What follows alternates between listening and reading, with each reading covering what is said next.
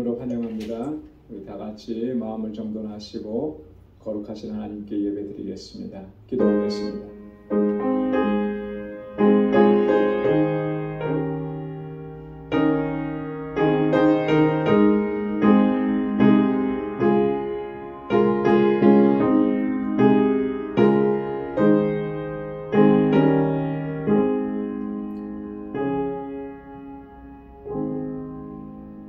주께서 택하시고 가까이 오게 하사 주의 뜰에 거하게 하신 사람은 복이 있나이다. 우리가 주의 집 곧 주의 성전의 아름다움으로 만족하리이다. 우리 구원의 하나님이시여 땅의 모든 끝과 먼 바다에 있는 자에 의지할 주께서 의를 쫓아 어미하신 일로 우리에게 응답하시리로다. 주는 주의 힘으로 산을 세우시며 권능으로 띠를 띠시며 바다의 흉용과 물결의 요동과 만민의 헌화까지 진정하시나이다. 아멘. 은혜가 풍성하시고 자비하신 아버지, 오늘도 이 저녁에 저희들을 거룩하신 하나님 앞으로 인도해 주시고 우리의 마음을 다하고 힘을 다하여 하나님을 찬양하며 예배케 하시니 감사합니다. 우리 가운데 임하셔서 능력의 손길로 우리를 인도하시고 날마다 은혜 베풀어 주신 그 하나님의 놀라우신 손길을 기억하며 우리 온 힘을 다하여 하나님을 예배하는 저희들이 되게 하여 주옵소서. 성령께서 우리 마음과 생각을 주장하여 주시고 오늘 이 시간 온전히 여호와 하나님 주님의 임재만을 바라는 저희들이 되도록 도와 주옵소서.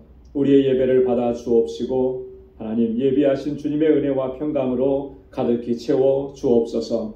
예수님의 이름으로 기원하옵나이다. 아멘. 전능하사 천지를 만드신 하나님 아버지를 내가 믿사오며 그 외아들 우리 주 예수 그리스도를 믿사오니 이는 성령으로 잉태하사 동정녀 마리아에게 나시고 본디오 빌라도에게 고난을 받으사 십자가에 못 박혀 죽으시고 장사한 지 사흘 만에 죽은 자 가운데서 다시 살아나시며 하늘에 오르사 전능하신 하나님 우편에 앉아 계시다가 저리로서 산 자와 죽은 자를 심판하러 오시리라. 성령을 믿사오며 거룩한 공예와 성도가 서로 교통하는 것과 죄를 사하여 주시는 것과 몸이 다시 사는 것과 영원히 사는 것을 믿사옵나이다. 아멘. 찬양으로 하나님께 영광 돌리겠습니다. 예수 우리 왕이여.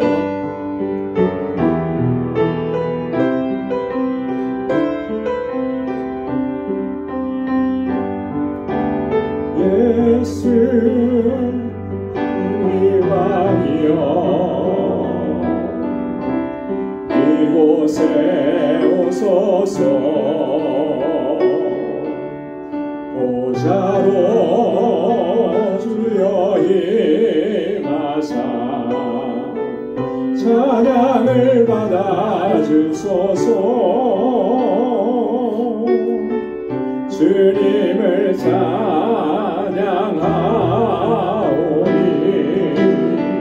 주님을 경배하오니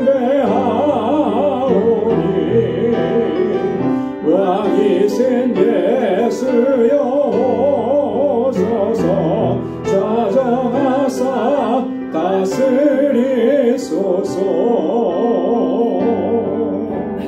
예수 우리 왕이여. 이곳에 오소서. 보좌로 주여 임하사 찬양을 받아 주소서. 주님을 찬양하오니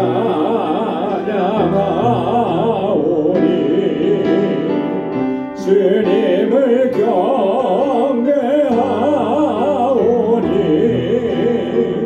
왕이신 예수여 오소서. 좌정하사 다스리소서. 예수 우리 왕이여. 예수 우리 왕이여. 이곳에 오소서. 보좌로 주여 하사 찬양을 받아주소서. 주님을 찬양하오니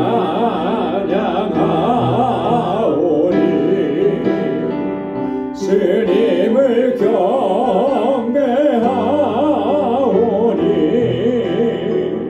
왕이신 예수여 오소서. 좌정하사 다스리소서.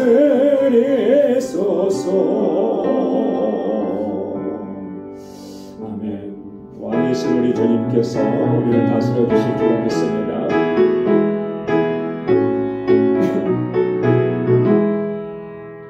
만왕의 왕 내 주께서 왜 고초당했나.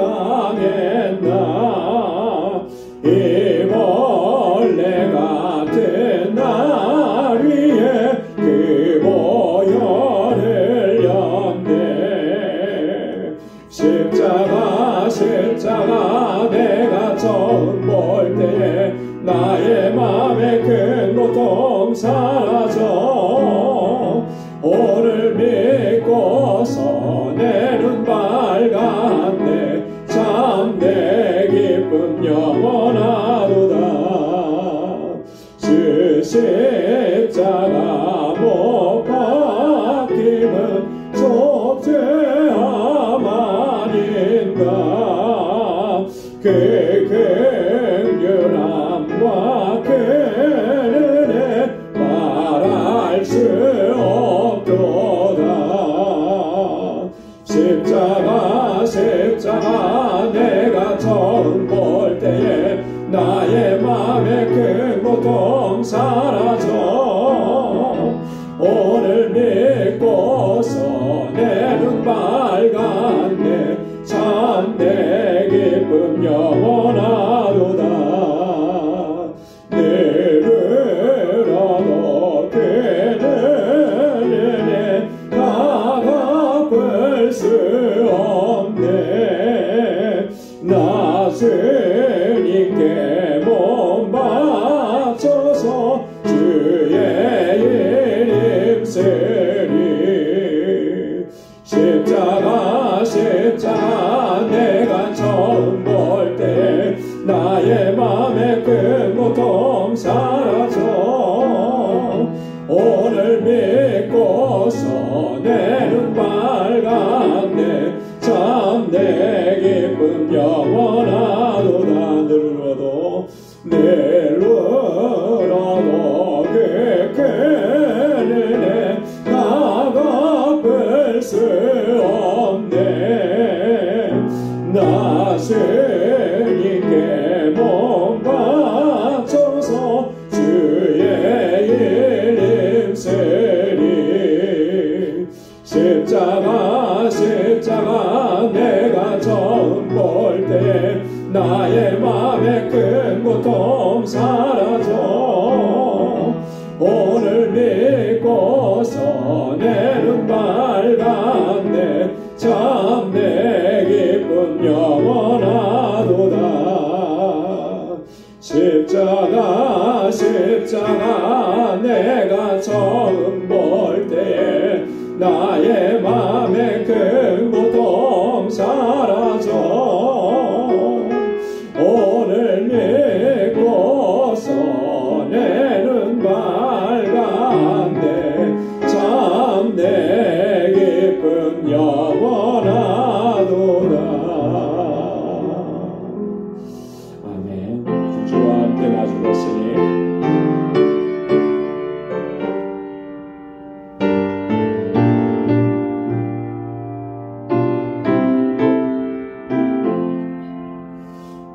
주와 함께 나 죽었으니 구주와 함께 나 살았도다.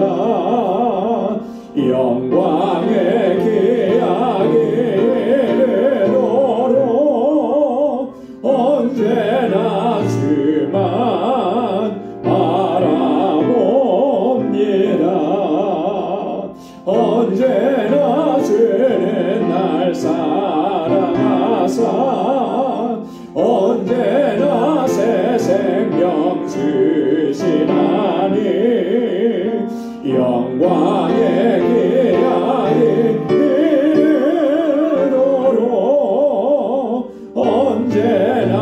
주만 바라봅니다. 마음속에 시험을 받을 때와 무거운 근심이 있을 때에 주께서 그때도 같이 하사 언제나 나를 도와주시네. 언제나 주는 날 사랑하사 언제나 새 생명 주시나니 영광의 기약이 이르도록 언제나 주만 바라봅니다.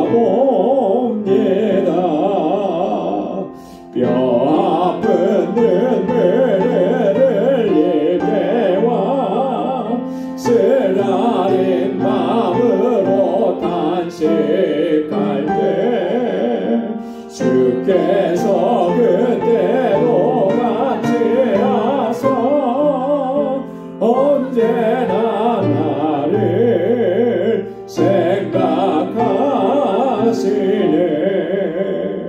언제나 주는 날 사랑하사 언제나 새 생명 주시나니 영광의 기약이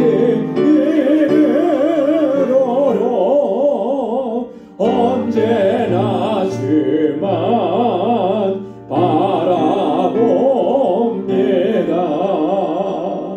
내 몸의 약함을 아시는 주 못 고칠 질병이 아주 없네.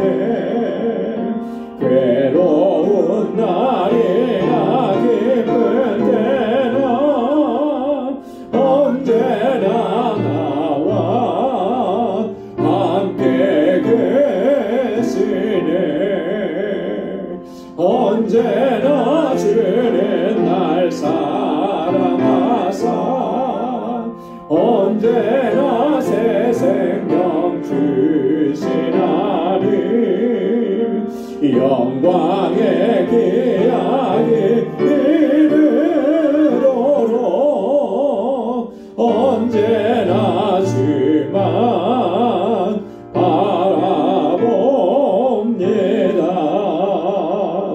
언제나 주는 날 사랑하사 언제나 새 생명 주시나니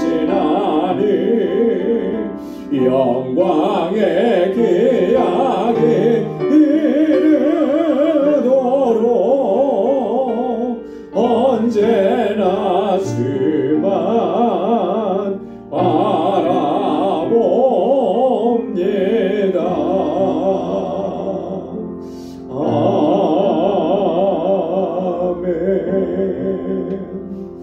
우리 이 시간 다같이 통성으로 기도하겠습니다. 교회를 위해서 또 사역자들을 위해서 주의 종들을 위해서 우리 유스그룹과 EM 또 교사들과 전도사님 위해서 우리 항전 집권자 선출한 과정 중에 있습니다. 하나님께서 은혜 주시고 또 교회를 든든하게 세워갈 주의 인권들을 세워달라고 함께 기도해 주시고 우리 교회에 주신 사명, 영혼 구원의 사명, 또 구제의 사명, 주님의 사랑과 복음을 전하는 사명 잘 감당하는 우리 광주교회 되도록 우리 사랑하는 지체들을 위해서 특별히 육신적으로 연약한 분들을 위해서 같이 기도해 주시고 우리 단기 선교를 준비하고 있는데 선교와 또 우리 선교지를 위해서 알라메다 광주교회 건축을 위해서 오늘 이 시간 주님 앞에 가지고 나온 우리의 간절한 기도의 제목 이 시간 다같이 통성으로 함께 아뢰겠습니다. 하나님 아버지 감사합니다. 아버지 하나님 주님의 크신 사랑과 은혜로 날마다 저희들을 지켜주시고 은혜 가운데 살게 하시고 주님의 능력 가운데 아버지 승리의 삶을 살아갈 수 있도록 날마다 은총을 베풀어 주시면 감사합니다. 오늘도 아버지 하나님 이렇게 은혜의 보좌 앞으로 불러주시고 주님을 찬양하게 하시고 우리가 마음과 뜻을 같이 하여서 함께 기도할 수 있도록 은혜 주심을 감사합니다. 오 하나님 아버지, 이 시간 주님 앞에 간절하게 간구하는 저들의 간절한 기도와 아버지 하나님이 부르짖음에 하나님 응답하여 주옵소서. 먼저 우리 교회를 위해서 기도합니다. 하나님께서 세우시고 여기까지 인도하심을 감사합니다. 정말 주님의 뜻하신 일들을 온전하게 감당해 나가는 우리 광주 공동체, 우리 모든 믿음의 권속들이 되게 하여 주시고, 하나님 주님께서 세워주신 하나님의 신실한 종들, 아버지의 귀한 일꾼들에게 능력과 권능으로 함께하여 주셔서 저들이 믿음으로 역사하게 도와주시고, 사랑과 수고를 아끼지 않도록 도와주시고, 마음을 다하고 뜻을 다하여 하나님을 섬기고 우리의 지체를 섬기고 주신 직분과 사명을 잘 감당할 수 있도록 도와주옵소서. 그래야 우리 광주교회가 진정한 믿음의 공동체로, 아름다운 사랑의 공동체로, 아버지 영혼을 구원하는 아버지 구원의 방주로 든든하게 서갈 수 있도록 인도하여 주옵소서.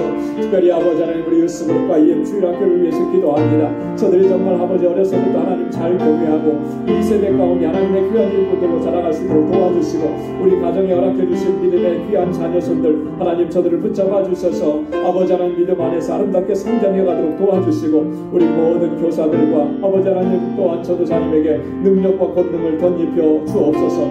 아버지 하나님 지금도 아버지 세계 곳곳에서 주의 복음을 전하는 귀한 주의 종들과 그 사역지마다 은혜를 베풀어 주옵시고, 날마다 생명의 역사가 풍성하게 일어나도록 인도하여 주옵소서. 우리 광주교회를 사랑하셔서 하나님 이번에 귀한 일꾼들을 세웁니다. 아버지 하나님께서 택하신 주의 종들 세워주시고 우리 광주교회가 더욱더 든든하게 서가게 하시고 사명 잘 감당할 수 있도록 은혜 허락하여 주시옵소서. 우리 사랑하는 지체들 아버지 연약한 가운데 부르짖는 주님의 자녀들을 기억해 주시고 아버지 긍휼과 자비를 베풀어 주옵소서. 주님의 손길로 만져주시고 치료하여 주시고 아버지 늘 강건하도록 도와주옵소서. 늘 주님의 뜻을 쫓아 행할 수 있도록 도와주시고 우리의 삶의 모든 부분에서 하나님께 영광 돌리는 귀하고 복된 삶이 되도록 도와주옵소서. 오늘도 주님의 말씀 앞에 저희들을 세워주심을 감사합니다. 이 시간도 하나님 우리의 마음을 열어주시고 마음밭에 하나님 주님의 말씀으로 새롭게 하여 주시고 새로운 결단과 각오로 주님 앞으로 더 가까이 나아갈 수 있는 저희들이 되게 하여 주시옵소서. 주님 함께 하실 줄로 믿습니다.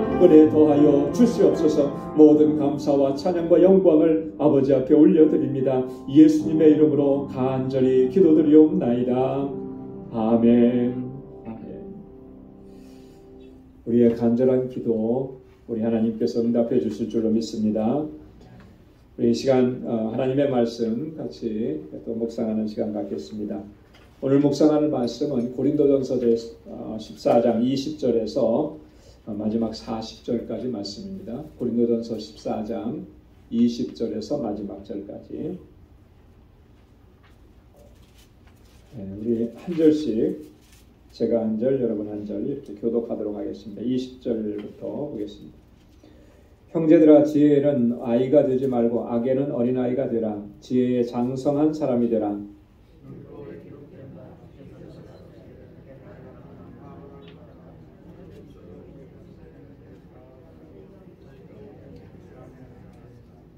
그러므로 방언은 믿는 자들을 위하지 않고 믿지 아니하는 자들을 위하는 표적이니 예언은 믿지 아니하는 자들을 위하지 않고 믿는 자들을 위함이니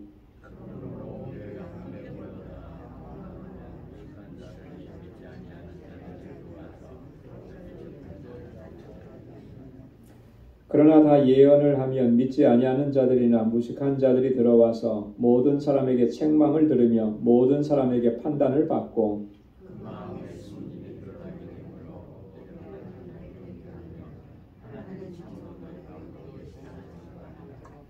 그런즉 형제들아 어찌할꼬 너희가 모일 때에 각각 찬송시도 있으며 가르치는 말씀도 있으며 계시도 있으며 방언도 있으며 통역함도 있나니 모든 것을 덕을 세우기 위하여 하라.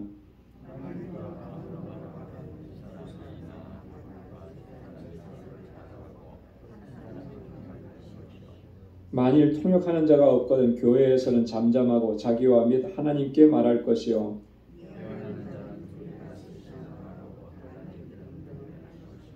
만일 곁에 앉은 다른 이에게 계시가 있거든 먼저 하던 자는 잠잠할지니라.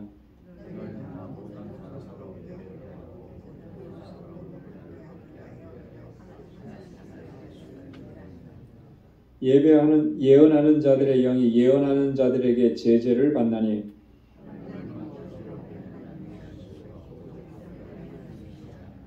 모든 성도의 교회에서 함과 같이 여자는 교회에서 잠잠하라. 저희의 말하는 것을 허락함이 없나니 율법에 이른 것 같이 오직 복종할 것이요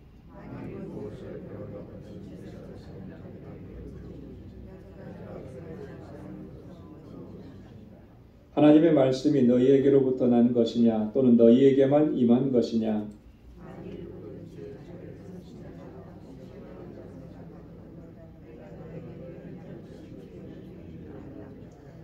만일 누구든지 알지 못하면 그는 알지 못한 자니라.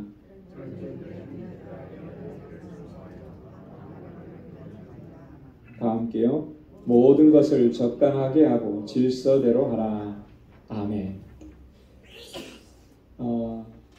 고린도전서 14장의 말씀은 우리 그 방언과 또 예언의 은사에 대해서 주신 그 교훈이다 이렇게 말씀을 드렸습니다. 그래서 지난주에 전반부에 있는 말씀들을 우리가 함께 나눴죠. 그리고 오늘은 이제 후반부에 있는 말씀입니다. 20절에서 25절까지는 방언과 예언의 근본적인 목적이 무엇이냐, 이런 은사를 주신 목적이 무엇인가 라고 하는 것을 다시 한번 얘기하고요. 그 다음에 26절에서 40절 마지막 절까지는 이 예언에 대한 어떤 결론, 예언의 은사에 대한 결론적인 그런 부분입니다. 이 모든 그 예언의 은사들이 사실 이제 집중적으로 공적인 예배 안에서 다 이루어지는 일들이었거든요. 그래서 그 공적 예배 안에서 우리가 예언의 은사, 방언의 은사, 뭐 이런 모든 은사들을 어떻게 활용을 해야 되느냐, 그 대원칙을 말씀을 하는데 이 공적 예배에서의 질서에 대한 그런 교훈을 이야기하는 겁니다. 지금은 우리가 예배 드릴 때 사실 거의 이렇게 그 정형적인 형식을 갖추어서 좀 예배를 드립니다. 그죠? 그래서 뭐 교단마다 교회마다 조금씩 예배의 형식은 좀 다르지만 그러나 전체적인 틀에서는 거의 똑같고 그런 형식을 다 갖춰서 예배를 드려서 대부분은 이제 그 어떻게 예배가 흘러간다, 이제 흐름을 다 알죠. 근데 이제 초대교회에는 사실은 그런 어떤 우리가 지금 예배드리는 모습과 같은 정형적인 그런 모습들이 사실은 없었습니다. 굉장히 심플하고 간단했어요. 거기에 우리가 없는 것들도 많이 있었던 거죠. 오늘 본문 말씀에 보면 뭐냐면 그 예언의 은사들, 또 계시가 임했을 때 그 계시를 어떻게 이야기하는지, 또 방언, 예배하는 중에도 방언으로 이렇게 기도하고 뭐 이렇게 하는 일들이 많았다는 말이죠. 근데 이게 뭐 한 사람만 예언하고 한 사람만 방언하면 뭐 큰 문제가 없었겠죠. 하지만 방언의 은사를 받은 사람들 많고 예언의 은사를 받은 사람도 많은 거예요. 그러다 보니까 서로가 계시 받은 걸 얘기하고 서로가 방언으로 말하고 막 이러니까 질서가 없어지는 거죠.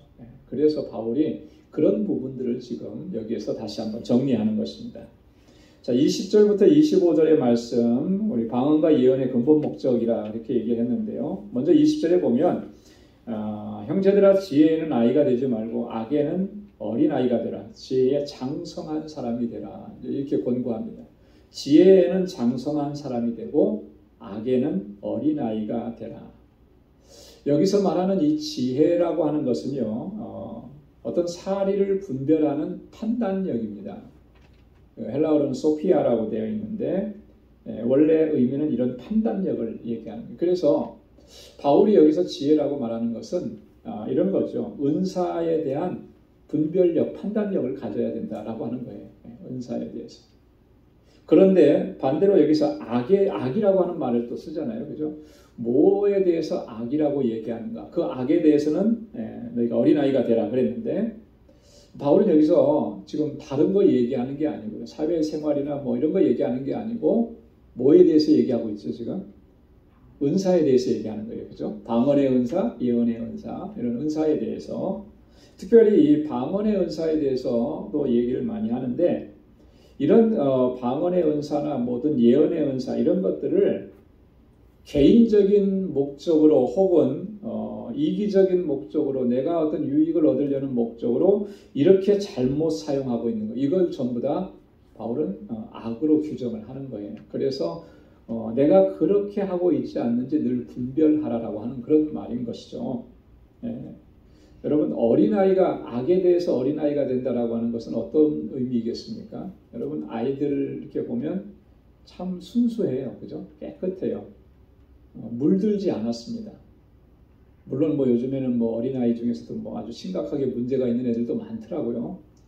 한국에서도 보면은 뭐 어떻게 초등학생들이 그런 이렇게 범죄를 하는가, 그러고서 저렇게 뻔뻔할까, 뭐 이런 것도 있는데 그건 아주 특수한 경우죠. 일반적으로 보편적으로 개념의 아이들은 참 순진하고 깨끗하고 악한 게 없고 그래요.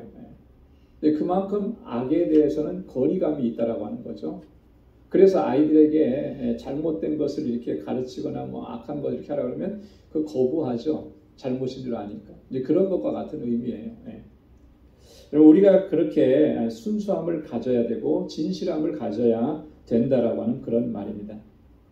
그래서 우리가 정말 이런 분별력과 판단력을 가지고 또 교회를 섬기고 또 하나님께서 주신 은사도 또 정말 하나님의 영광을 위해서 사용을 해야 하는 거예요. 21절과 22절에 보면 다른 방언하는 자와 다른 입술로 말할지라도 이런 표현을 합니다. 율법에 기록된 바 주께서 가라사대 내가 다른 방언하는 자와 다른 입술로 이 백성에게 말할지라도 저희가 오히려 듣지 아니하리라 하였으니 그러므로 방언은 믿는 자들을 위하지 않고 믿지 아니하는 자들을 위하는 표적이나 예언은 믿지 아니하는 자들을 위하지 않고 믿는 자들을 위함이라. 방언은 믿지 않는 자들을 위하지 않고 믿는 자들을 위하지 않고 믿지 않는 자들을 위한 거다. 이게 무슨 의미인가? 또 예언은 믿지 않는 자들을 위하지 않고 믿는 자들을 위함이다. 좀 상당히 좀 이렇게 복잡한 그런 이야기를 지금 하고 있는 것 같은데요. 앞에 보면은 21절에 율법에 기록된 바 주께서 가라사대 내가 다른 방언을 하는 자와 다른 입술로 이 백성에게 말한다. 이게 무슨 말일까요? 율법이라고 하는 말은 구약 성경을 얘기하는 거예요. 그죠? 구약 성경에 보면 이렇게 해서 다른 방언을 하는 자와 다른 입술로 이 백성에게 말할지라도 저희가 듣지 않는다. 자, 이거는요. 바울이 지금 이사야서 28장 11절과 12절 말씀을 이렇게 인용해 오면서 자유롭게 지금 인용하면서 설명을 하는 겁니다. 이사야 28장 11절 12절에는 하나님께서 이사야 선지자를 통해서 어떤 말씀을 주셨냐면 이런 말씀을 주신 거예요. 그러므로 생소한 입술과 다른 방언으로 이 백성에게 말씀하시리라. 전에 그들에게 이르시기를 이것이 너희 안식이요 이것이 너희 상쾌함이니 너희는 곤비한 자에게 안식을 주라 하셨으나 그들이 듣지 아니하였으므로 이 말씀을 이제 인용을 해온 거예요. 여기 보면은 생소한 입술과 다른 방언으로 이 백성에게 말씀하시리라. 이게 무슨 얘기일까요? 이사야 선지자를 통해서 하나님께서 주신 말씀입니다. 생소한 입술, 다른 방언. 여기서 말하는 방언은 성령의 은사로서의 방언을 얘기하는 게 아니고 언어로서의 방언을 얘기해요. 다른 말, 다른 나라 말 이걸 얘기하는 거예요. 생소한 입술, 전혀 한 번도 들어보지 못했던 말, 다른 나라의 말로 이 백성에게 말씀하실 것이다. 다른 나라의 말로 얘기하는데 백성이 어떻게 알아들을까? 여러분 중국말로 여러분들에게 말씀하신다면 알아들으시겠습니까? 일본말로 말씀하신다면 알아들으시겠어요? 못 알아듣는데 이걸 무슨 의미로 이게 이제 무슨 의미냐면 이런 거예요. 이사야 선지자 때 이사야 선지자를 통해서 하신 말씀은 이게 하나님의 경고의 메시지였거든요. 뭐냐면 이 북왕국 이스라엘이 여러분 어디에 의해서 멸망을 당했다고 했죠? 아수르에 의해서. 남왕국 유다는 어디에 멸망을 당했다고 했죠? 바벨론. 자 그러면 아수르가 점령해 오고 바벨론이 점령해 왔을 때 이 사람들이 유다 백성들, 북왕국 이스라엘 백성들을 통치할 때 무슨 말로 통치를 하겠습니까? 자기네 말로 통치하겠죠. 그죠? 이거 생각해 보면 돼요. 우리가 일제 36년 기간 동안에 일본 사람들이 우리나라를 통치할 때 무슨 말로 통치했어요? 일본 말로 했잖아요. 그죠? 그래서 나중에는 다 일본 말 배우도록 하고 성씨개명이라 그래서 성도 일본 말로 바꾸게 하고 학교 들어가면 다 일본어로 가르치고 뭐 이래서 옛날 일제 시대 때 사셨던 어르신들 다 일본말 기억하시더라고요. 한국에 있을 때 경로대학을 이렇게 담당을 했었는데 거기에 계신 분들은 다 연세가 많으신 분들이셨고 소풍 가고 그러면요 노래 부르시라 그러면 일본말로 노래 부르요. 초등학교 때 하나도 안 잊어버리시고 그런 정도로까지 했었잖아요. 그걸 얘기하는 거예요. 이런 여기서 말하는 생소한 입술 다른 방언이라는 것은 그런 건데 그런 말로 이렇게 너희에게 말한다, 말씀하신다. 하나님이 그 말씀을 하신다는 게 아니고 하나님께서 그렇게 그 백성들을 징계하신다라고 하는 거죠. 자, 그랬는데도 불구하고 어떻게 한 거예요? 듣지 않았다. 하나님께서 그렇게 징계하셨음에도 불구하고 듣지 않았다. 그러니까 이 다른 방언으로 하는 것들은 하나님의 말씀을 듣지 않고 믿지 않는 자들에게 뭐가 되는 거예요? 표적이 되는 것이다. 그죠? 표적이 되었다라고. 그걸 지금 얘기하는 거예요. 그래서 방언은 믿는 자들을 위하지 않고 믿지 않은 자들을 위한 표적이 되었다. 그런 얘기예요. 그러나 예언은 어떠냐 하면 예언은 믿지 않은 자들을 위한 게 아니고 믿는 자들을 위한 거예요. 여러분 예언의 말씀이 임했을 때 그 말씀대로 이루어지는 역사는 누구에게 역사가 이루어지느냐면 바로 믿는 자들에게 그 역사가 이루어지는 거예요. 그래서 예언은 그 말씀이 전해지고 그 예언의 말씀을 믿고 받아들이는 자에게 그 예언한 대로 이루어지는 그런 은혜가 있게 된다라고 하는 것입니다. 자, 그 다음에 23절부터 25절까지 예언의 대상과 목적이 있는데요. 자, 23절에 보면 온 교회가 다 방언으로 말한다면 무식한 자들이나 믿지 않는 자들이 너희를 미쳤다 하지 않겠느냐 이렇게 얘기합니다. 방언은 하나님의 은사하고 소중하고 귀중한 은사이기는 있는 것은 맞지만 만약에 우리 공동체 안에 전부가 다 방언만을 말한다. 이런 걸 봤을 때 그 고린도 교회에는 방언의 은사를 아마 최고로 쳤던 것 같아요. 방언의 은사를 전에도 말씀을 드렸지만 어떤 교단에서는 이 방언의 은사를 최고로 친다 그랬잖아요. 그래서 신학교 갈 때도 방언의 은사를 받지 못했으면 입학이 거부됐어요. 네. 왜냐하면 방언의 은사가 성령으로 충만해지고 성령으로 거듭났다는 것을 이렇게 증거해주는 표징이라고 그렇게 그 교단에서는 그들의 신학은 그렇게 믿었기 때문에 그런 거예요. 고린도 교회도 마찬가지로 그런 분위기가 강했다라고 하는 것이죠. 자, 그런데 그래서 만약에 온 교회가 다 방언으로 말한다. 여러분 저희가 한 15명 이렇게 모였는데 저희가 다 방언으로 말한다 그러면 믿지 않는 사람들이 딱 들어와서 봤을 때 무슨 생각을 할까요? 미쳤다 그럴 것 같아요. 그럴 것 같아요. 저 사람들 미친 사람들 아니야? 이럴 것 같아요. 그죠? 알아듣지도 못하는 말로 막 떠들어대니까 그런 걸 얘기하는 거예요. 여기서 무식한 자들이라고 하는 말은요. 정말 못 배워서 무식하다라고 하는 그런 의미가 아니고 이런 의미예요. 방언의 은사를 받지 못한 사람들 얘기예요. 그죠? 방언의 은사를 아직 받지 못해서 방언의 은사가 뭔지 잘 모르는 사람들은 나만 못 받았고 다른 사람들은 다 받아서 방언으로 말하면 어떻게 생각하겠느냐. 자, 여러분 사도행전 2장 13절에 보면 초대 예루살렘 교회에 처음에 성령이 임하시고 나서 어떤 역사가 있었습니까? 다 방언을 받는 역사가 있었잖아요. 그죠? 그때 방언을 받아서 이야기하고 그랬을 때 참 놀라운 일이 각지에서 온 사람들이 자기 언어로 그 방언 이야기하는 사도들이 이야기하는 걸 다 알아들었단 말이죠. 자, 그런데 일부 사람들은 뭐라고 얘기했어요? 사도행전 2장 13절에 보면 조롱했다 그랬어요. 어떤 이들은 조롱한 거예요. 믿지 않는 자들은 조롱하는 거죠. 조롱하면서 뭐라고 얘기했냐면 저희가 뭐에 취했다고요? 새술에 취했다. 저들이 하는 모습이 꼭 본인들도 아마 술 취해 본 것 같아요. 그죠? 술 취한 사람 모습 같더라라고 하는 거죠. 저들이 새술에 취했구나. 이렇게 조롱을 했다라고. 다 방언을 하게 되면 그런 일들이 일어날 수밖에 없다. 자, 그런데 반대로 우리가 다 예언을 하게 되면 어떠냐? 24절, 25절에 보면 모든 사람에게 책망을 듣고 모든 사람에게 판단을 받고 또 마음에 숨은 일들이 드러나게. 예언은 본질적으로 그게 뭐죠? 하나님의 말씀이잖아요. 하나님의 말씀은 우리에게 어떤 역사를 이루십니까? 우리를 교훈하시고 가르치시고 디모데후서 3장에 있는 말씀처럼 때로는 책망하시고, 그죠? 그렇게 해서 우리로 하여금 의로 행하기에 유익하도록, 그죠? 우리로 하여금 의롭게 행하도록 우리를 인도하신다. 그게 말씀의 능력인 거예요. 그 예언의 말씀이 임하면 이런 역사들이 일어나는 거예요. 그러니까 다 어떻게 합니까? 25절에 보니까 다 하나님을 경배하게 되는 거죠. 이게 하나님의 역사인 것을 알고. 그러면서 그들이 고백하는 게 뭐예요? 하나님이 참으로 너희 가운데 계시도다. 마음에 찔림을 받으니까, 그죠?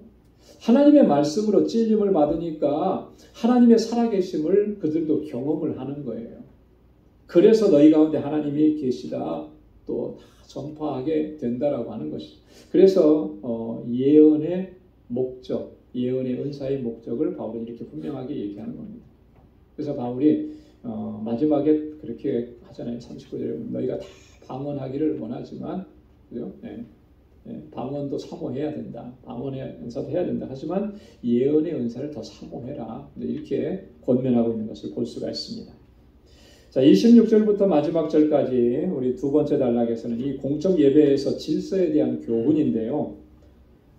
대원칙을 26절에 얘기합니다. 모든 것을 무엇을 세우기 위해서라고요? 덕을 세우기 위해서. 이거는요, 방언과 예언의 은사뿐만이 아니고요. 모든 은사가 다 그런 거예요. 은사뿐만 아니고 은사를 주신 대로 우리가 직임을 맡아서 감당할 때, 그 직분을 감당할 때도 마찬가지입니다. 우리에게 각자에게 직분을 주셨잖아요. 그죠? 그 직분을 감당할 때 뭐예요? 덕을 세우기 위해서. 덕을 세우기. 이게 은사와 직임의 대원칙인 것입니다. 다른 사람과 우리 교회 공동체의 덕과 유익이 되게 하는 것. 이게 은사와 직임의 목적입니다. 그렇기 때문에 우리가 좀 더 고민해 봐야 될 것, 좀 더 깊이 생각해 봐야 될 것은 이거예요.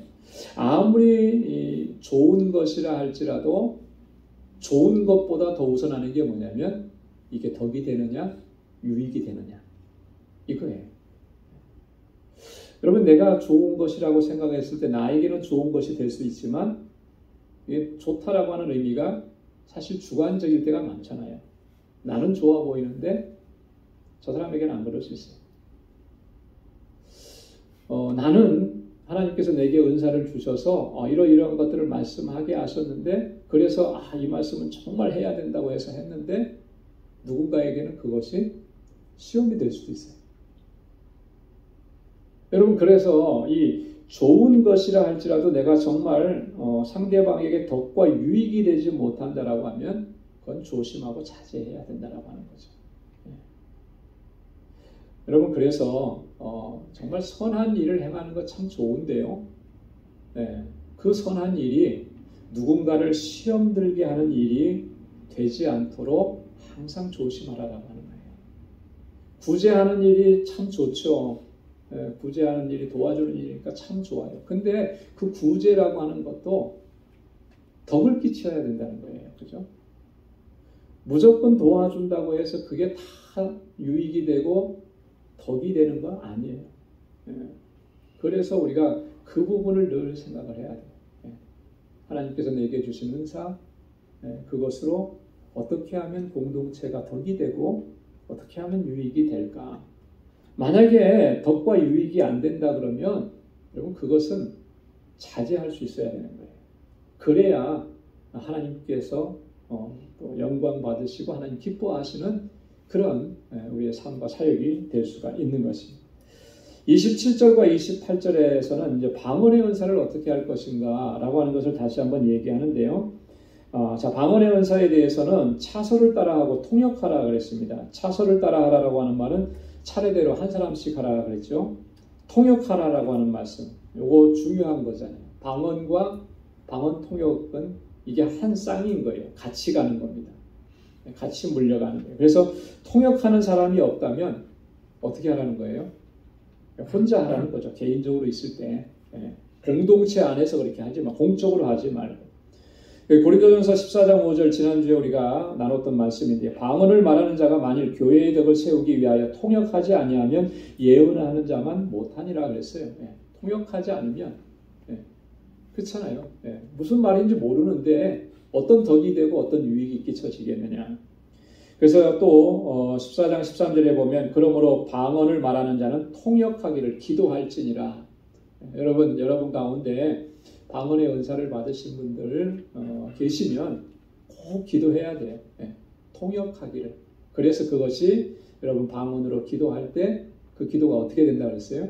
영으로 기도하고 마음으로 기도하는 것이 된다 그랬잖아요. 그래서 내가 영으로 기도하는 것을 내 생각으로 내 마음으로 깨달아 알 수가 있게 되는 거예요. 그래야 이것이 나에게 정말 유익한 것이 되는 거죠. 자, 그렇게 해서 통역하는 자가 없으면은 28절에 어떻게 해요? 교회에서 잠잠하라. 그래서 여러분 요즘에 내가 방언의 은사를 받았다 그래서 공동체 공적인 모임에서 막 크게 방언으로 말하고 그런 게 다 사실은 덕이 안 되는 겁니다. 유익이 안 되는 거예요. 공동체를 더 혼란스럽게 만드는 거예요. 이걸 우리가 조심해야 될 것입니다. 자, 그 다음에 예언의 은사에 대해서 어떻게 해야 되는가? 29절부터 33절까지 말씀해 보면, 자, 예언의 은사에 대해서는, 자, 방언의 은사는 반드시 어떻게 하는 사람이 있어야 된다 그랬어요? 통역하는 사람. 자, 그러면 예언의 은사에 대해서는 어떻게 하는 게 있어야 되냐면, 중요한 겁니다. 분별하라 그랬어요. 분별하라. 이게 중요해요. 분별하라. 여러분 한번 따라서 해보시기 바랍니다. 분별하라. 분별하라. 분별한다라고 하는 것은요, 이런 거예요. 신령한 것과 악한 것, 이거 구별하고 판단하라라고 하는 거죠.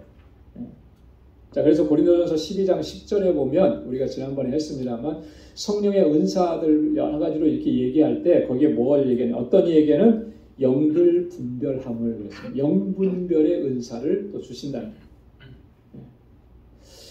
여러분, 이거는 누구 한 사람에게만 주시고 이런 게 아니고요. 우리가 다 사실은 이 영분별의 은사를 갈망해야 돼요.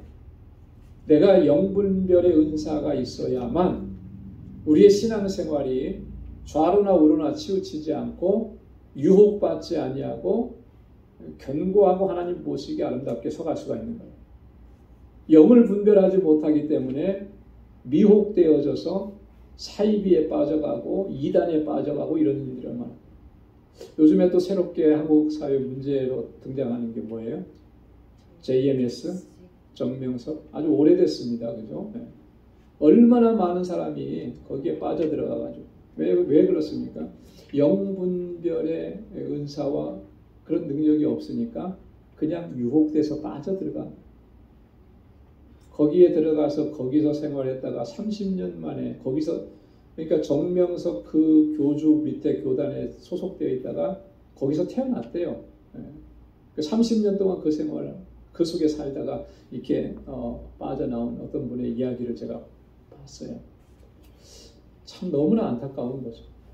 물론 자기는 그 부모님이 거기에 있었기 때문에 자기는 거기서 태어난 건데,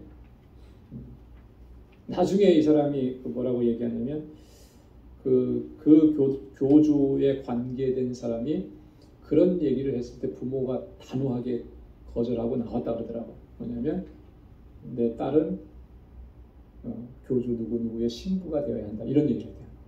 그러니까 이제 그때서 이제 이 부모님이 정신을 차린 거죠. 10대 어린 소년인데 그래갖고서 자기는 빠져나올 수가 있었고, 이 사람이 그러더라고요. 그때 어머니 아버지가 아니라고 해준 것이 얼마나 감사한지 모른다. 여러분, 그러면 거기에 있었던 사람들은 나와가지고서 얼마나 이게 영적으로 혼돈이고 얼마나 상처가 아프고 고통이겠습니까? 영적으로 분별하지 못한다라고 하는 것이 그렇게 치명적인 거거든요. 그래서 우리가 항상 신앙생활 하면서 우리 개인적으로도 그렇게 기도하는 게 참 좋을 것 같아요. 하나님 나에게 영분별의 은사를 주시고, 그래서 옳고 그름을 바로 알고 또 바르게 하나님의 뜻대로 신앙생활 할 수 있게 해달라고. 요한일서 4장 1절에 보면 사랑하는 자들아 영을 다 믿지 말고 오직 영들이 하나님께 속하였나 시험하라. 많은 거짓 선지자가 세상에 나왔음이니라. 그렇잖아요. 여러분 이 말씀 꼭 기억하십시오. 영을 다 믿지 말고 그 영들이 오직 하나님께 속했나 시험해 보라는 거죠. 여러분 영을 분별하고 영을 시험해 볼 수 있으려면 제일 중요하고 제일 힘써야 되는 게 뭐겠습니까? 하나님의 말씀에 집중해야 되는 거예요. 그죠? 하나님의 말씀. 우리가 물론 하나님 앞에 영분별의 은사를 주십시오라고 간구해도 하나님께서 그 은사를 주시겠지만 그 하나님께서 주시는 은사의 바탕은 뭐냐면 하나님의 말씀이 기준인 거예요. 그래서 하나님의 말씀 안에서 그 은사를 주셔서 그 은사를 사용하게 하시는 거죠. 그러니까 하나님의 말씀을 묵상하고 말씀을 공부하고 또 말씀을 열심히 읽는 거 그거 우리가 해야 될 일 아니겠습니까? 말씀은 하나도 안 읽으면서 나에게 영분별의 은사만 달라고 여러분 이거는요 뭔가 좀 이렇게 맞지 않는 거예요. 균형이 맞지 않는 거예요. 말씀을 제쳐놓고 은사만 찾는 거 그것도 옳지 않은 거라는 거죠. 그래서 잘못된 은사를 받아가지고 그게 은사라고 하면서 잘못된 판단을 하고 이런 일들이 많아요. 그 내가 하나님께 계시를 받았는데 그게 이거다. 영적인 것은 이런 거다. 이렇게 얼마나 위험한 일인지 모르겠어요. 하나님의 말씀을 우리가 부지런히 묵상해야 됩니다. 그리고 그 위에 하나님의 주시는 은사로 또 섬김의 삶을 살아가야 하는 거죠. 자, 두 번째로는요. 30절과 31절에 질서 있게 사용하라 그랬습니다. 마찬가지로 질서 있게. 방언의 은사도 마찬가지였지만 예언의 은사도 마찬가지예요. 그래서 내가 계시를 받아서 예언을 할 때 곁에 앉은 다른 이에게 계시가 있거든 먼저 하던 사람은 잠잠하라. 그죠? 내가 예언의 은사를 받았으니까 나는 계속 얘기하고 또 옆에도 계시가 임했는데 그 사람이 얘기하는 것도 계속 하고 그렇게 되면 얼마나 혼란스러워지는 거예요. 그죠? 그렇게 하지 말라는 거예요. 그래서 먼저 하던 사람은 자신에게 주신 계시의 말씀을 잘 정리해서 마무리하고 그 다음 사람이 말하도록. 자, 그러면 이 사람은 이렇게 말하고 이 사람은 자기 계시 받은 거 얘기하고 막 이렇게 서너 명이 해버리면 다른 사람들은 들을 때 어떻게 들리겠습니까? 그게 잘 들리겠습니까? 무슨 말을 하는지 하나도 모르게 되는 거죠. 자, 그래서 오늘 32절 또 33절에 보면 31절에 보면 그렇게 얘기하는 거예요. 하나씩 하나씩 예언할 수 있느니라. 왜냐하면 모든 사람으로 배우게 하고 권면을 받게 하기 위해서 그 공동체 안에 있는 사람들이 다 교훈받고 다 권면을 받을 수 있게 하기 위해서 그렇게 하라라고 질서 있게 하라라고. 그런데 중요한 원칙이 32절 33절에 보면 예언하는 자들의 영은 예언하는 자에게 제재를 받는다 그랬습니다. 왜 제재를 받는 것이겠습니까? 질서 때문에 그런 거예요. 질서 때문에. 여기서 말하는 예언하는 자들의 영이라 그랬는데 그 영은 성령을 얘기하는 건 아닙니다. Holy Spirit을 얘기하는 게 아니에요. 여기서 말하는 영은 그 사람의 영을 얘기하는. 사람은 어떻게 구성되어 있다고 그랬죠? 영과 혼과 육으로. 그렇죠? 영은 어떤 거예요? 하나님께서 인간에게 생기를 불어넣어 주셔서 생명이 되었잖아요. 그래서 그 영이 어떻게 하죠? 하나님과 교제하는 거예요. 하나님과 직관적으로 교제하는 거예요. 네. 그래서 그때 말하는 영을 얘기하는 거예요. 네. 자, 여기 보면 우리 말에는 이렇게 정확하게 표시가 안 돼 있어요. 네. 근데 이제 영어 성경에 보면 그 스피릿이라고 했는데 복수로 되어 있습니다. 복수. 단수가 아니에요. 여러분 성령을 홀리 스피릿 복수로 씁니까? 단수죠. 성령은 한 분이시니까. 그리고 영어 성경에서 성령을 얘기할 때 그 스피릿 할 때 S는 대문자로 쓴단 말이죠. 그죠? 근데 이제 영어 성경에는 소문자로 되어 있고 복수로 되어 있어요. 그러니까 예언의 은사를 받아서 지금 그 말을 하는 그 사람들의 영을 얘기하는 거예요. 자, 그렇기 때문에 여기 보면 제재를 받는다 그랬잖아요. 자, 여기 보니까 더 분명해지죠. 성령이 누군가의 제재를 받습니까? 제재를 받지 않잖아요. 네. 그러니까 예언하는 자들의 영이에요. 다른 사람에게 예언이 임하면 그에 의해서 제재를 받는다. 질서 때문에 그렇게 하는 거예요. 자, 그래서 33절에 보면 하나님은 어지러움의 하나님이 아니라 화평의 하나님이시라 그랬어요. 어지럽다라고 하는 말은 헬라어 원문에 보면 혼란스럽다, 무질서다 그러는 거예요. 하나님은 무질서의 하나님이 아니라는 거죠. 혼란의 하나님이 아니라는 거죠. 화평의 하나님이라 그랬습니다. 헬라어로는 평화, 질서, 정돈 이런 거예요. 그래서 하나님께서 천지 만물을 창조하시기 이전에 이 세상은 아무것도 없었고 뭐만 있었어요? 흑암만 있었고 혼돈이 가득했다는 거죠. 근데 하나님께서 창조를 시작하시면서 이 온 우주 공간은 뭐가 됐어요? 질서가 잡힌 거예요. 그죠? 네, 우주가 생기고 하늘이 생기고 별들이 생기고 땅에 이렇게 땅과 하늘이 갈라지고 바다 물이 생기고 이게 질서가 생긴 하나님은 질서의 하나님이시라는 거죠. 그렇기 때문에 은사도 그런 하나님께서 정말 질서의 하나님, 화평의 하나님의 뜻에 맞게 사용을 해야 한다라고 합니다. 자, 그 다음에 이제 34절부터 36절까지는 교회 내에서 여성의 위치에 대해서 우리 여성 성도님들이 굉장히 불편스러워하는, 가장 불편스러워하는 말씀이죠. 34절에 여자는 교회에서 잠잠하라. 마음이 편하지가 않죠. 왜 성경에 이렇게 말씀을 하셨어요? 그럼 교회들은, 우리 여자 성도님들은 교회 와서 한 말도 하지 말아야 되는가? 이게요, 이것 때문에 사실 이 구절 때문에 아주 오래도록 여성 안수가 허락이 되질 않았었어요. 그리고 지금도 현재까지 어떤 교단에서는 허락을 하지 않고 있습니다. 근데 바울이 과연 정말 무슨 의미로 이런 말씀을 하신 것인가? 두 가지로 좀 생각을 해볼 수가 있는 거예요. 첫째는 하나님의 창조 질서에 의해서 이렇게 얘기하는 거예요. 하나님의 창조 질서. 본질적으로 남자나 여자나 모든 면에서 다 동등합니다. 다르지 않아요. 누가 그러더라고요. 아담과 하와의 다른 점이 하나가 있는데 아담이 하와보다 갈비뼈가 하나가 적대요. 그럴까요? 그래서 저는 어렸을 때 갈비뼈를 세봤거든요. 그렇지 않은 거예요. 그죠? 네. 다 본질적으로 동등해요. 인격적으로 다 동등하고, 하지만 바울이 여기서 얘기하는 것은 하나님의 창조 질서라고 하는 걸 얘기하는 거예요. 창조 질서와 통치의 질서에 의하면 여자는 남자에게 순종하도록, 복종하도록 하나님께서 그렇게 질서를 정해 주셨다라고 하는 거예요. 이거는 높고 낮음에 대한 얘기가 아니고 질서에 대한 이야기를 하는 거예요. 율법에 이런 것 같이 오직 복종할 것이요. 바울이 그렇게 얘기하잖아요. 여러분, 율법 어디에서 여자는 남자에게 복종할지니라 이렇게 얘기하셨습니까? 여러분 기억나는 구절이 있어요? 거기 제가 안 적어드렸나요? 네. 창세기 3장 16절에 보면 뭐라고 말씀하셨냐면 하나님께서 하와에게 이렇게 말씀해요. 너는 남편을 사모하고 남편은 너를 다스릴 것이니라. 이건 다른 데 있는 말씀이 아니고 성경에 있는 말씀이에요. 그죠?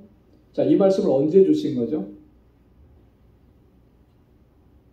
아담과 하와가 범죄하고, 그죠? 하나님께서 금지한 그 선악과 열매를 따먹고 하나님께서 그들을 심판하시고 징계하실 때 하와에 대해서는 이렇게 말씀을 하신 거예요. 하와는 모든 여자의 대표잖아요. 그죠? 네, 그렇게 말씀하신 거예요. 그래서 너는 남편은 너를 다스릴 것이니라 이렇게 얘기한 거예요. 이게 이제 하나님의 창조 질서였다라고 하는 것이죠. 바울은 이제 그걸 들어서 그렇게 이게 하나님의 창조 섭리다라고 하는 것을 그런 의미로 이제 얘기를 한 거예요.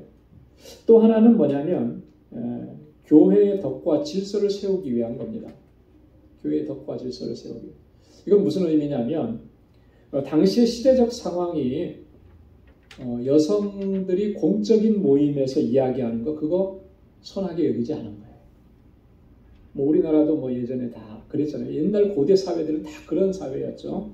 자, 그런데 교회 내에서 자유함이 있다고 해서 교회 내 안에서 공동체 안에서 여성들이 잠잠하지 않는다면 교회 밖에서 교회를 보는 모습은 어떠했겠는가요?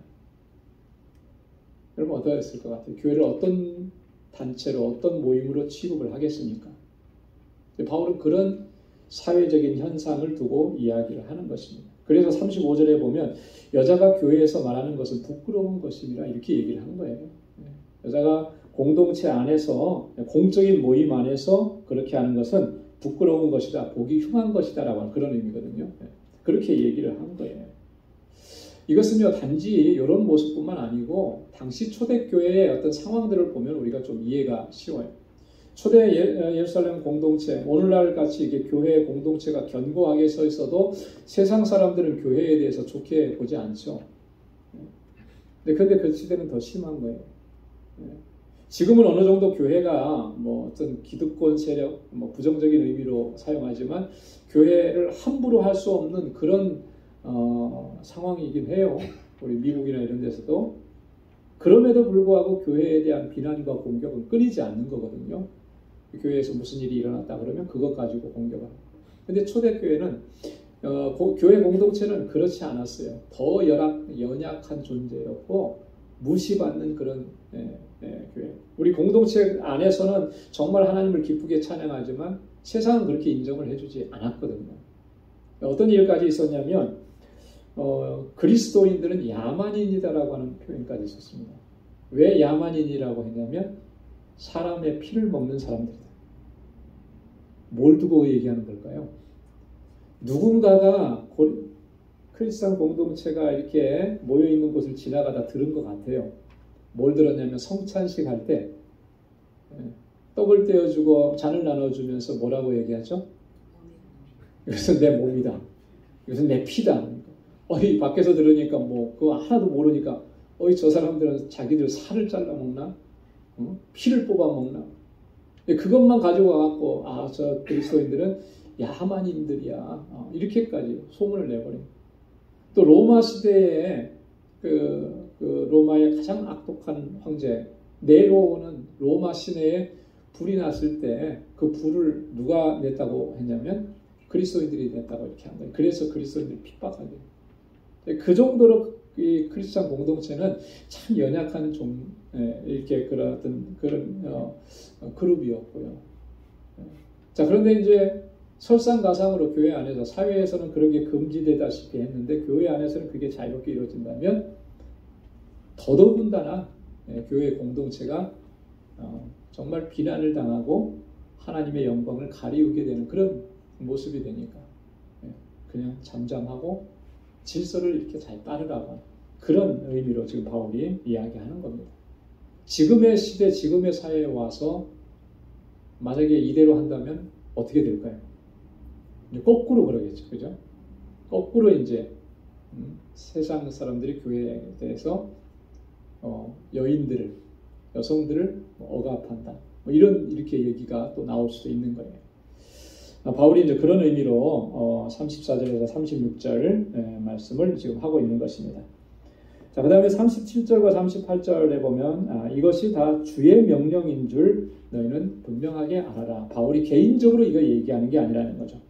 만일 누구든지 자기를 선지자나 혹 신령한 자로 생각하거든 자기가 하나님의 말씀을 대언하는 자든지 아니면 신령한 은사를 받았든지 그러면 내가 너희에게 전하는 이 편지가 주님의 명령인 것을 분명히 알 수 있을 것이다 라고 하는 그런 의미죠. 만일 누구든지 알지 못하면 그는 알지 못한 자니라. 이게 뭔 얘기일까요? 38절에 이런 의미입니다. 누구든지 이 권면이 주님의 말씀인 줄을 너희가 알지 못하면 너희는 진리를 알지 못하는 자다. 하나님을 아직 알지 못하는 자다. 이런 의미로 지금 사용을 하는 것입니다. 자, 마지막으로 39절, 40절 우리 은사에 대한 12장부터 지금 계속해서 은사에 대한 이야기를 좀 해왔는데 최종적인 권면입니다. 결론적인 권면이에요. 39절에 보니까 예언하기를 사모하고 방언 말하기를 금하지 말라. 바울은 어떤 면에서 지금 예언의 은사를 더 사모하라 그랬잖아요. 그랬다고 해서 방언 말하는 거 금지하지 말라는 거예요. 왜 그렇습니까? 방언도 하나님께서 주신 소중한 은사이기 때문에. 그러나 예언하기를 사모하라. 왜? 예언은 교회와 성도들에게 덕과 유익을 더 많이 끼치기 때문에 그런 것이다. 그러니까 바울은 항상 관점이 얼마나 덕이 되느냐, 얼마나 유익을 끼치느냐 여기에 있는 거예요. 자, 40절에 보니까 모든 것을 적당하게 하고 질서대로 하라. 적당하게 하라는 말은요, 대충대충 하라라고 하는 말이 아니고 이런 의미입니다. 잘 어울리게. 그래서 영어 성경에는 feeding이라고 그랬잖아요. 그죠? feeding이라고. 거기에 적합하게, 적절하게, 맞게. 여러분, 은사나 직임은 그게 생명인 거예요. 그죠? 네. 내가 이런 은사를 받았는데 전혀 다른 곳에, 엉뚱한 곳에 가서 막 이렇게 하면, 그러면은 복잡해지고 문제가 심각해지는 거죠. 그래서 적절하게 해야 되는 거예요. 이게 참 사실 쉬운 일이 아니죠. 과해도 문제가 되고 모자라도 문제가 되잖아요. 적절하게 한다는 것이 정말 지혜가 필요한 거죠. 그러니 하나님의 은사를 정말 여기서 바울이 권고하는 대로 적당하게, 적절하게 하려고 하면 여러분 어떻게 해야 되겠습니까? 그런 상황을 두고 늘 기도하면서 하나님의 지혜를 구해야 되는 거 아니겠어요? 그죠? 그런 걸 얘기하는 거예요. 질서대로 하라. 순서대로 하라라고 하는 거죠. 질서대로 하라라고 하는 말은 자기 개인적인 주장은 삼가라는 거죠. 그리고 다른 사람들의 의견을 잘 수용할 수 있어야 된다는 거예요. 그래야 질서가 아니에요. 나를 주장하고 나를 내세우고 내가 하는 말이 맞다고 이러면은 질서가 되겠습니까? 서로가 다 그렇게 얘기하는데 질서가 없어지고 무질서하게 되죠. 하나님은 화평의 하나님이시라 그럽니다. 그래서 은사도 이 두 가지 원칙을 늘 기억해야 됩니다. 은사와 직임을 감당할 때 정말 적절하게 또 질서대로, 그 질서대로라고 하는 것이 하나님의 뜻을 쫓아가는 거예요. 그러면 분명히 그 은사를 통해서 하나님께서는 우리를 더욱 든든하게 하시고 견고하게 성장해 가도록 하나님 역사하실 줄로 믿습니다. 하나님의 귀한 은사, 하나님의 뜻에 맞게 또 잘 사용하시고 그렇게 하나님께 영광 돌리는 우리 모두가 될 수 있기를 주님의 이름으로 축원합니다. 기도하겠습니다. 하나님 감사합니다. 오늘도 이렇게 주님의 귀한 말씀 저희들 묵상하게 하시고 어떻게 주님께서 세우신 이 공동체를 섬겨가야 할지 하나님 우리 말씀을 통해서 도전받게 하시고 깨닫게 해주셔서 감사합니다. 하나님 저희들은 연약하지만 주님은 능력이 많으시고 전능하셔서 부족한 저희들을 통해서도 하나님이 이 귀한 공동체를 아름답게 세워가실 줄로 믿습니다. 우리에게 허락해 주신 그 은혜와 은사를 하나님의 영광을 위해서 우리의 지체를 세워가는 일을 위해서 우리 공동체의 덕과 유익을 위해서 정말 아름답게 사용하고 그렇게 쓰임받는 우리 모두가 될 수 있도록 하나님 우리 가운데 은혜를 더하여 주옵소서. 이제는 우리 주 예수 그리스도의 무한하신 은혜와 하나님 아버지의 크고 놀라우신 사랑과 성령의 위로 교통 충만하심의 역사가 하나님 앞에 더욱 신실한 종으로 서기로 결단하고 다짐하는 우리 방주의 모든 믿음의 권속들과 또 저들의 가정과 직장, 생업의 터전과 학업 위에 이제로부터 영원까지 함께 하시기를 간절히 축원하옵나이다. 아멘.